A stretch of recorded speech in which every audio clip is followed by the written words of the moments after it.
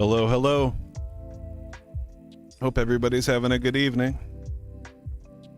Let me know how the sound is. Mic looks a little hot. There we go.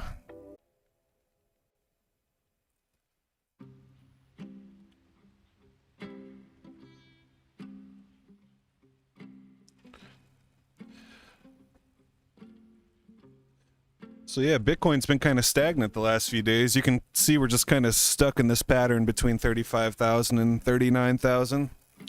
And it's interesting because there's been a lot of news coming out over the last few days. So we're going to cover some of that right now.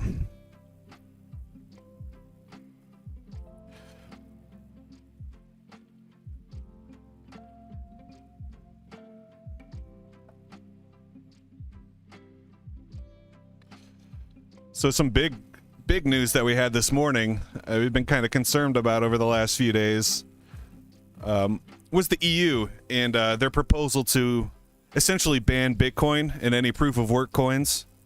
They're kind of taking the green approach. They want to make sure Bitcoin mining and Ethereum mining is environmentally friendly. It's kind of a misnomer, a misconception. But luckily, a proposal that would have effectively banned mining in all of Europe was struck down today. The proposal included a clause pledging that all cryptocurrency assets were subject to minimum environmental standards, basically saying any mining... Oh, are we back? There we go.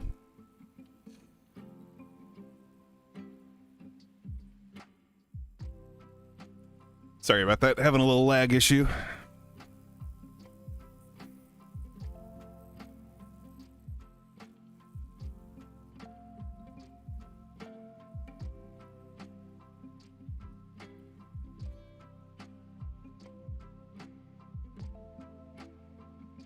There we go.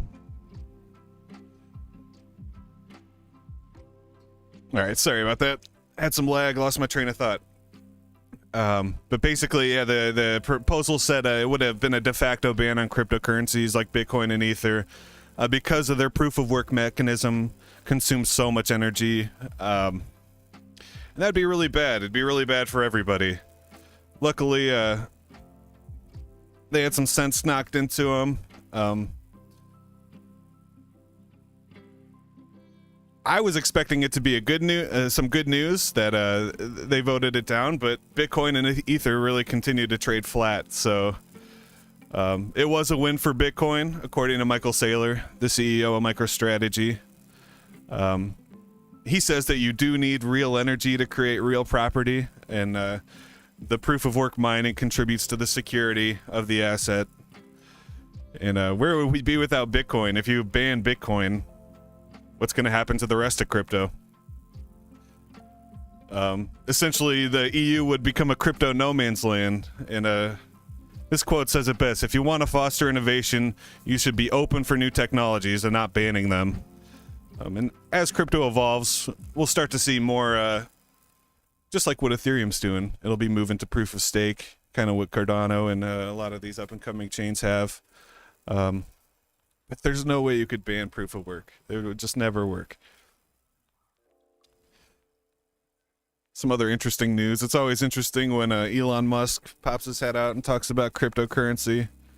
Dogecoin, Bitcoin, and Ether had a brief spike this morning because just because Elon Musk came out and said he's not selling any of his crypto. So that was definitely something interesting.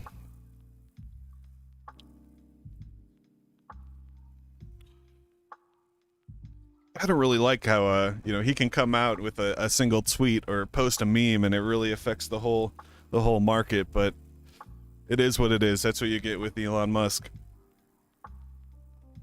At least he's a proponent for crypto.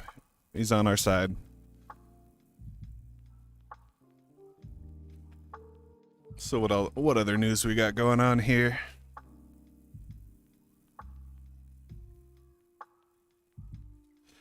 This is really interesting. So these big capital investors are starting to turn to crypto, especially with this the Russian-Ukraine crisis escalating. The first 3 months of 2022, we're starting to see these global investors scoop up stakes in cryptocurrency funds, and they're even building their own venture capitalist firms. Venture capitalist buyers have invested over $4 billion in the crypto space just in the last 4 weeks of February. So if that's not bullish, I don't know what is. Just last week, VCs poured another $400 million in the startups, which is great. You know, we'll start to see these new crypto projects pop up. I'm sure they're trying to solve, you know, they're all trying to build these Ethereum killers, the proof of stake, specifically because of what we just saw in the EU, what we just talked about, how proof of work uses so much energy, and a lot of people consider it damaging to the environment. One thing to think about as you do get these venture capitalists into crypto, you start to see that companies like Solana, that's a good example. They say they're decentralized, but they're not really. You know, they can turn their blockchain off, turn it on, and I think it's some crazy number, like 75% or 50% of their supply is owned by venture capitalists. You know, the people that put the money into start Solana. So in a way, that's good. You know, they supplied the money to fund the project, but at any time, these VCs could dump. And that's one of the reasons that we've seen Solana with such a big pullback over the last few months. You know, it went over $200. Now it's barely hanging on to $80 per token. So as these venture capitalists are looking to get into crypto these first 3 months, it really escalated over the last few weeks with the Russian-Ukraine crisis. Paul Su says the conflict in Ukraine has weaponized our financial and digital economy and really accelerated blockchain adoption, which is a beautiful thing. That's exactly what we're here for, this new innovative technology. We're starting to see a reallocation to crypto and blockchain away from real estate and bond funds, which is good. People view Bitcoin as a piece of real estate or an asset. It's not a currency that you're trading with. It's actually something more than that. And a lot of these big venture capitalists recognize that. I mean, look at Michael Saylor. He's one of the biggest Bitcoin whales, and he's always buying Bitcoin, whether the price is up or the price is down, just because he believes in it so much. Yeah, here's one of those venture capitalist companies. Bain Capital Ventures announced early last week that it's launching a $560 million fund focused exclusively on crypto investment. That's a lot of money coming into crypto. Hopefully they're investing in actual cryptocurrencies and not these ETFs, you know, the funds. We need to get some spot ETFs.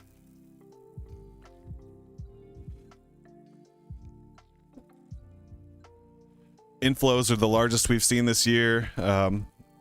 They just turned positive in late January. We had that huge dump between November and December, and then just in January, after 5 straight weeks of outflows, we're finally seeing an inflow to crypto again. And a lot of that is because of these venture capitalists. So that's some good Bitcoin news, good crypto news.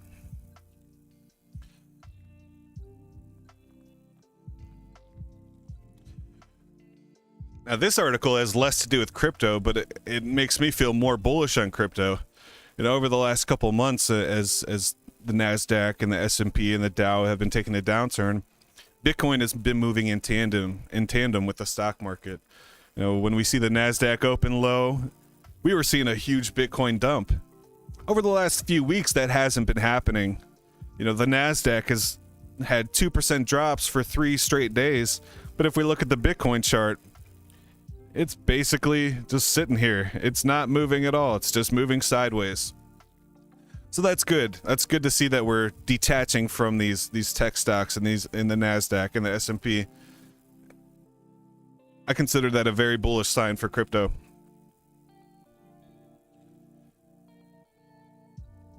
So now the big elephant in the room right now is Wednesday, when Jerome Powell and his team release the Fed inflation rates and if they're going to raise the interest rates. It's pretty much decided that they're going to do a 25 basis point increase. with this conflict in Ukraine with Russia, we're starting to see commodities rise quite a bit, and we're seeing that in gas prices are rising, gold soared to an all-time high, reaching over $2,000 per ounce. Energy stocks, oil, other commodities, soybeans, wheat, they're all jumping considerably in price and value over the last couple weeks. Unfortunately, cryptocurrency is not seeing the same jump as these commodities. So while it is unpairing from the tech stocks and the NASDAQ, it's not really being viewed as a commodity such as oil or gold quite yet. But the good thing, it's also not tanking, so we're just moving sideways for the last couple months. So the key event this week will be on Wednesday. That's when the U.S. Federal Reserve is expected to raise the benchmark bank rate for the first time since 2020. Almost everybody's expecting a 25 basis point increase. I'd say if it's 0 to 25%, it's expected, and we won't see much. But there's also a chance he might come out of nowhere with a 50 basis point increase, which we might see a bit of a dip after that, a bit of a downturn. And the big question becomes, how often will this happen? What is this going to be? There's rumors that there's going to be 6 basis point increases spread out over the next year, so it could be a rough summer. But the prospects of war and all these scary things happening over in Ukraine and Europe right now with NATO and Russia, who knows what could happen? What they're trying to do is turn the money printer off. They want to stop inflation and curb inflation, but this could lead to a thing called stagflation, where essentially the market turns stagnant while prices are growing higher. It's definitely a bad thing to see.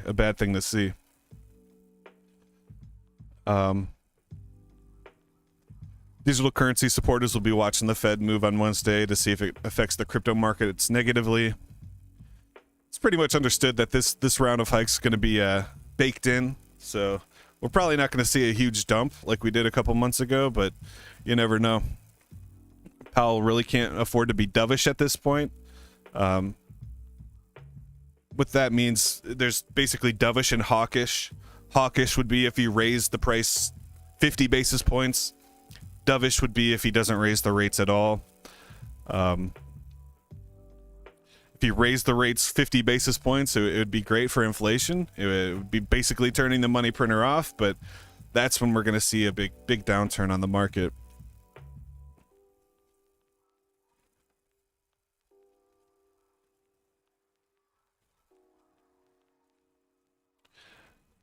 And yeah, so Bitcoin's just still consolidating right around $39,000 as we wait for this Fed decision.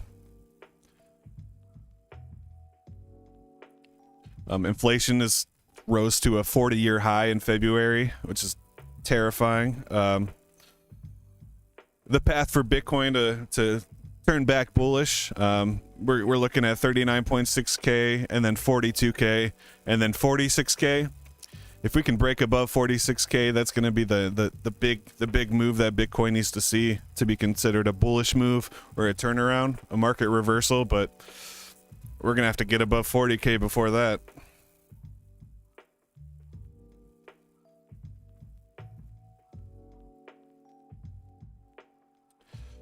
So the last news article, I thought this headline was hilarious. Of course, it's from CoinDesk. Fed's Powell set to remove punch bowl that lubricated the crypto party. What a strange headline. But this is a really good article. Basically, the dilemma here is whether to fight inflation, risking the possibility that doing so will trigger a recession, tolerate higher prices.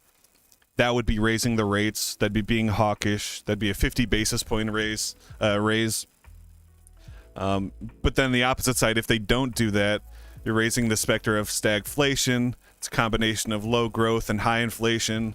Imagine prices going way up and everything continues to get more expensive, but your wages don't go up. You continue to make the same amount of money or less money as wages go up, or as prices of everything goes up. That's considered stagflation. That would be the worst possible scenario.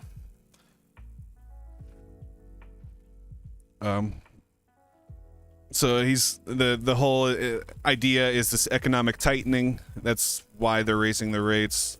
And the big question is, how are they going to do it for the rest of the year? Is it going to be a hard push? Are they going to do it every month, every 2 months? Or are there only going to be 2 or 3 other rate hikes?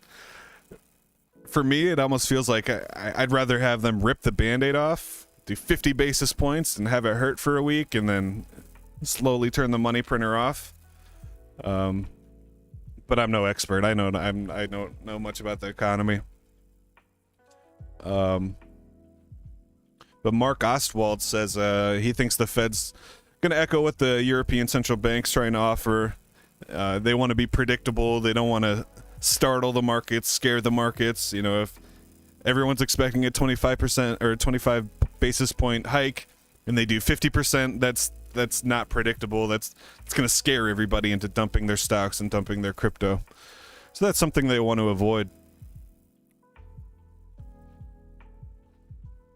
Yeah, here's a little poll or survey. 4% people think they're going to do 0 to 25, and 95 think they're going to be doing 25 to 50. I think they should just do 50. Just rip the Band-Aid off. Let me get some Bitcoin at $25,000, and then get this market turned around. So that's really all I have in the news right now. Take a look at some charts.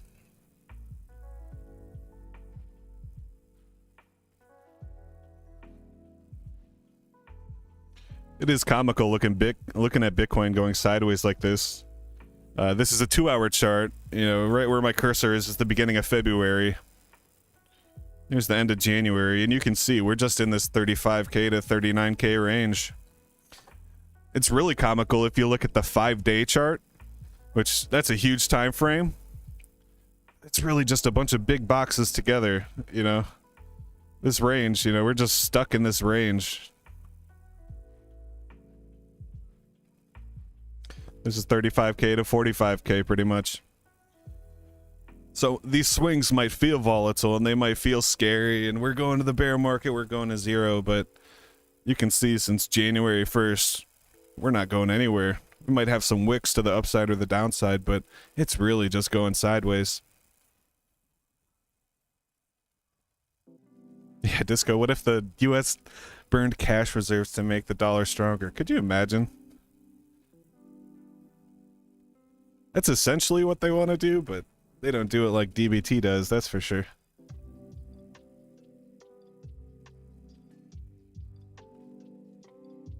Let's take a look at Bitcoin on the smaller time frame. Here's my big messy chart. Here we go. Let's try the 1 hour. Oh man. Bitcoin saw that I went live. It's getting a nice little pump right now. A couple days ago, I noticed we had this head and shoulder pattern forming. It's kind of a slanted head and shoulders, and it's been negated. It was supposed to fall to this measured move at the end of the shoulder, and I was thinking we were going to see around 35K, but it didn't. It's just going sideways. Go up, go down, go sideways. Very boring.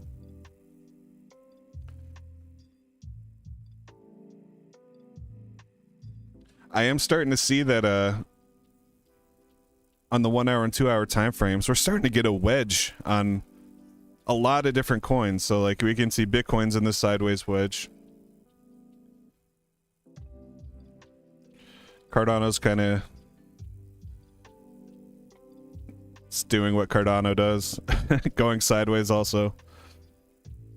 I kind of got a wedge there. On Algorand, we also have this falling wedge. On Cosmos Atom, let's redraw this here.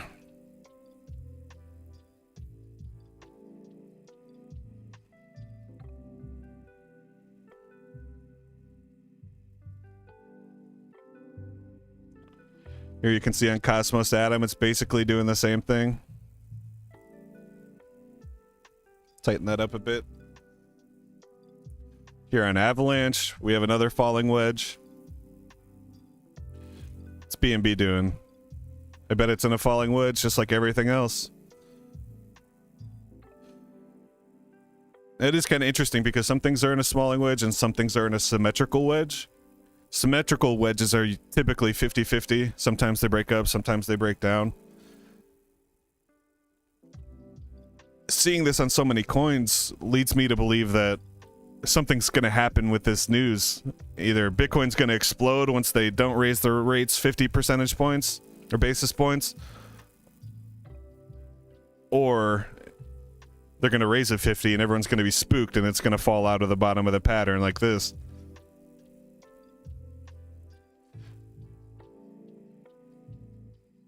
Yeah, the US government should enter the buy and burn. I love it. They got to get a CBDC first.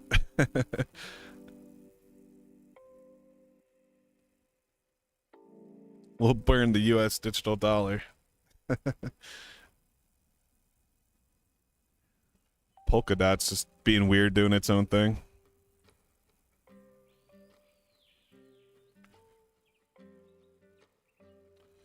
What's Ethereum doing?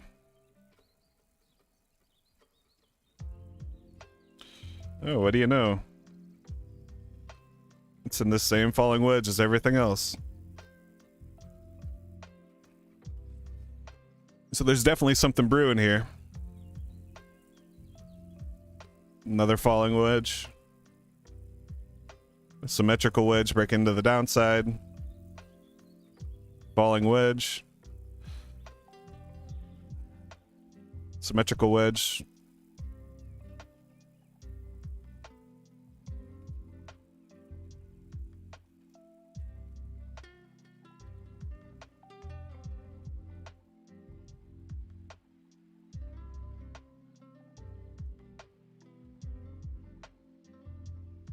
Yeah, that's not a bad idea, Disco. Get that dry powder on the side. Yeah. Convert those cryptos to stable coins and just kind of wait and see what happens. I'm right there with you, man. Actually, I have some buy orders set. I like to set ridiculous buy orders and hope they hit. Like here.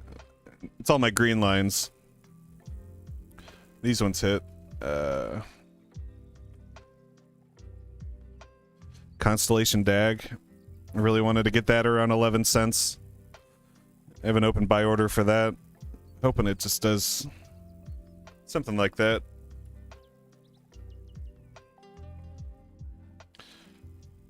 Flux. Flux is at 140 right now. I got buy order set at $1.28 and $1.25.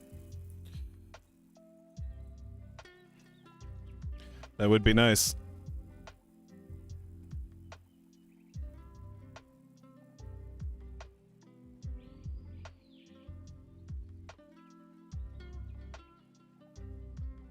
See, now this looks like a huge bullish, a bull flag. I would love to see Cardano get back up to 850.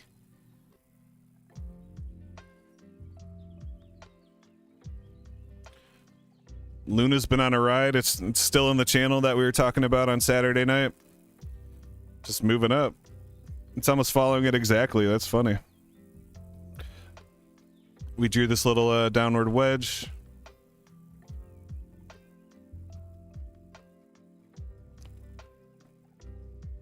And it's breaking to the upside.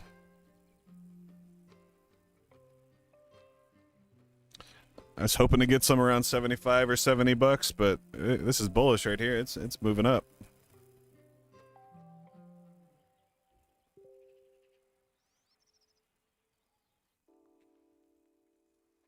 The Sandbox is another one I've been slowly accumulating lately. They've been doing a lot with Metaverse. They recently just went live with their Metaverse. You can actually play. You can go check out Snoop Dogg's house. It doesn't have the best graphics. It looks kind of like Roblox. Everybody's kind of blocky and square, but it's pretty awesome. You can do these quests and earn, you earn the in-game token or whatever, sand. And Sandbox is a relatively young coin.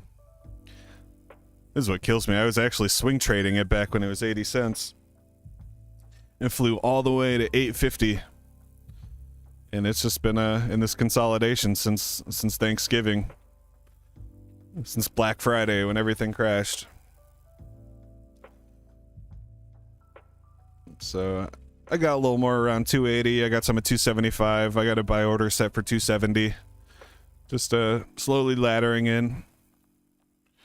But over the long term, you know, we're looking at the daily. If this does end up... Here, let's do it like this. If this does end up being a falling wedge, this would be a hell of a breakout. And then $11-12 sand in April. I don't know if it's possible. There's too much news going on, but I am bullish on Sandbox.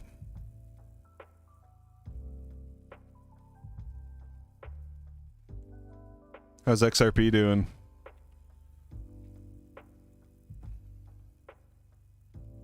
Let's zoom in a little bit.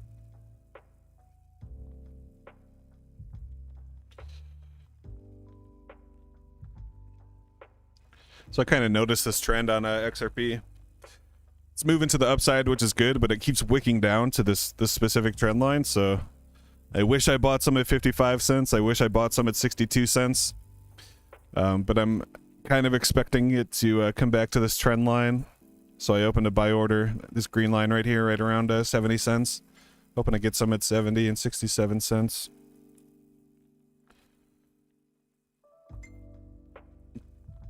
But XRP had that big bullish news over the weekend.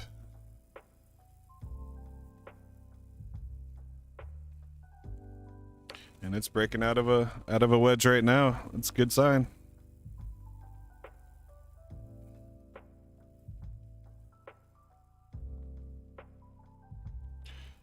And this is a big resistance right here. If we could get above 80 cents, and every time it peeks its head over 80 cents, it just instantly dumps back down.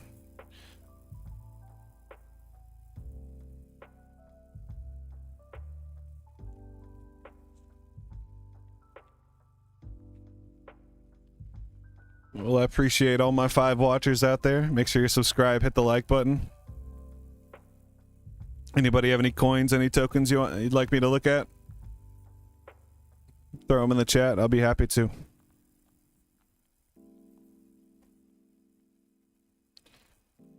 How's the long hold bag doing? That's green today. That's good.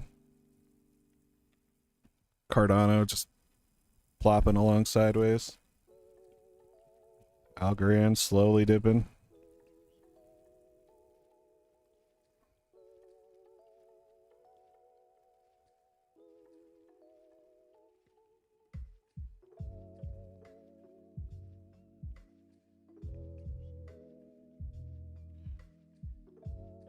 There's our falling wedge again. It's haunting all our charts. Something's about to go down.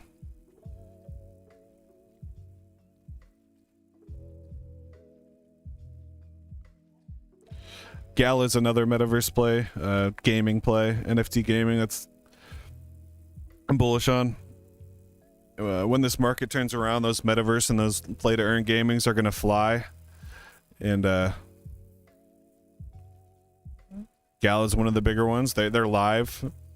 They also have their Gala music platform.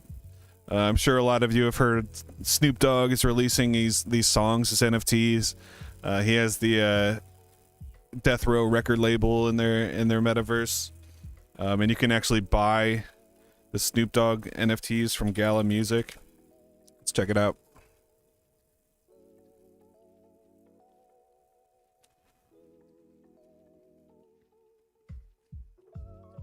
Yeah, I don't know if I'd want to pay 27,000 Gala for a song or a stash box. What is that? The price of Gala is 21 cents.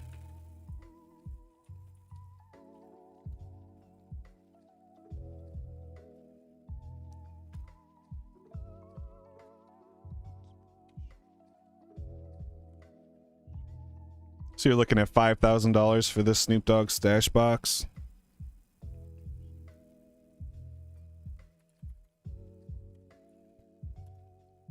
And $420 for the Snoop Dogg song "The Bounce." I wonder if that adjusts. If it's always worth $420, that'd be funny.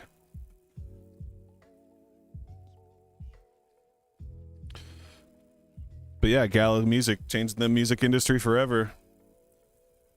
And this is a use case for NFTs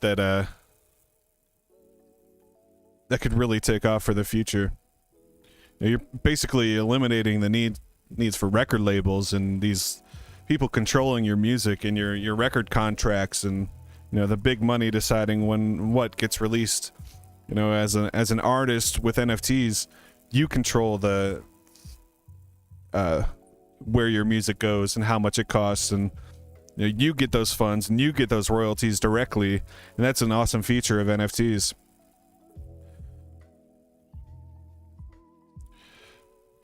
Ligma balls. All right, how about Harmony from Troy?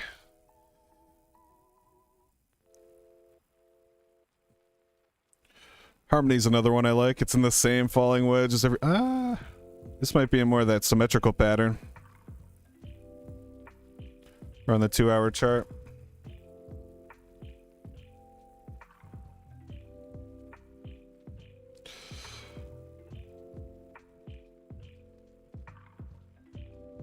Yeah, Harmony's good. I mean, I'm anytime Harmony gets close to 10 cents, under 12 cents, that 10 to 12 cents range, that's when I try to buy. Let's take a look at the daily and see.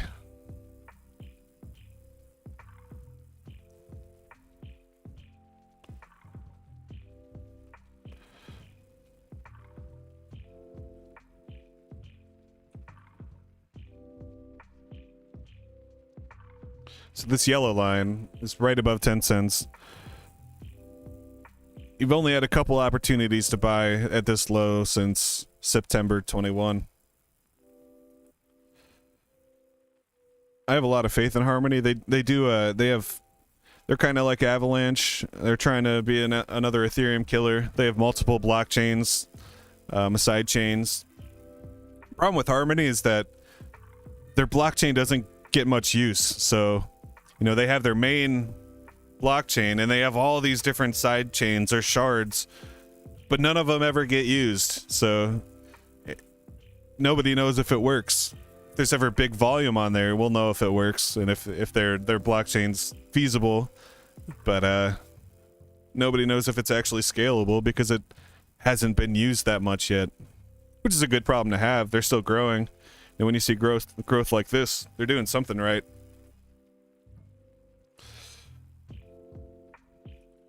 XLM. I liked XLM just because they're one of the money movers, but with XRP, I kind of fell in love with XRP. So I used to be really into XLM. I used to be really into what was the other one? Having a brain fart, I can't remember. XDC, that's what it is, XDC. XLM's just been consolidating for a long time. I do use XLM quite a bit. What I like to do is, when you move tokens around, say you have some BNB, or you want to move something from one exchange to another exchange, or I need to get some USDT onto Coinbase or some USDT onto Kucoin. I'll actually use XLM. So I'll convert all my crypto to XLM, send it, because it's so cheap. With Ethereum, you're talking 20, 30, 40 bucks to send it. With XLM, I can convert it to XLM, send it to Kucoin or send it to Coinbase, and it costs me 5 cents, 10 cents, and then just sell it for USD or USDT. And that's how I move my money around the different exchanges. Troy, where can I buy XRP without setting up Kucoin? Anywhere else but the United States. No. It's a good question. Let's go take a look at Coinbase. Or, I'm sorry, CoinMarketCap.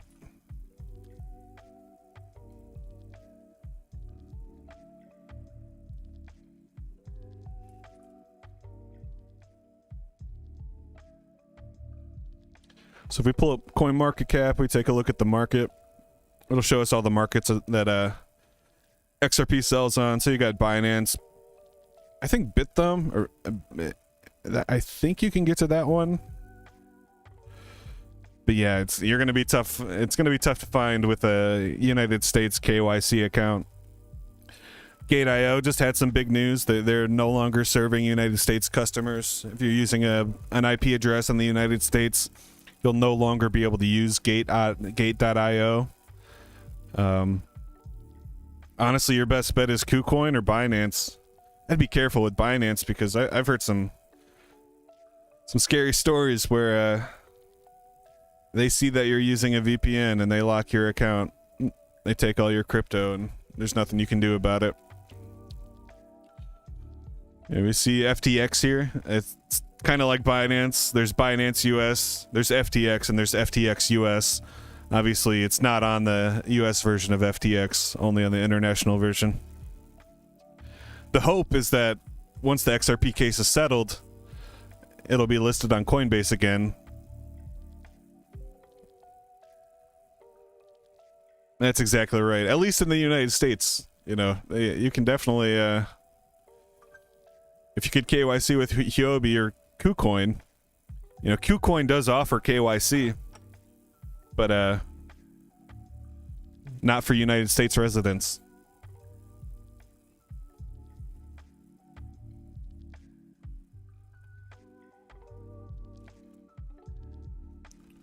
You mentioned XLM. I was really into XDC for a while. Oh, wow. Yeah, I sold mine around 11 cents. I never looked back. Oof.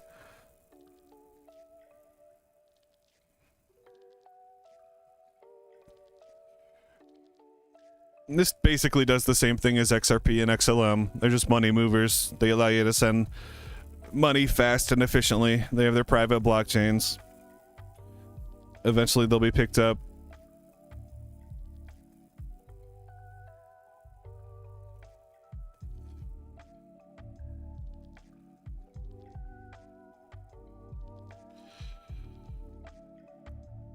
All right, well, I think that's about it for me tonight. We do have a huddle over at DiscoBurnToken. I encourage everyone to come on over to the huddle. Go to DiscoBurnToken.com. You can click on the link for the Telegram. We go live Monday, Wednesday, and Friday. Come chat with the group. Catch up on the news. Check out our token. I also encourage everyone to check out DYOR.com. We have some great resources for education. You know, check out our light paper. We have our blog, which has a ton of really great articles. How different aspects in crypto work. These are all by Brian. Current events in crypto. You know, Web 3.0. How market makers work. There's so much great information on here. So definitely recommend everyone checks those out. As always, have a safe night. Come say what's up in DBT. We'll be live there in about 15 minutes. All right, I'm out.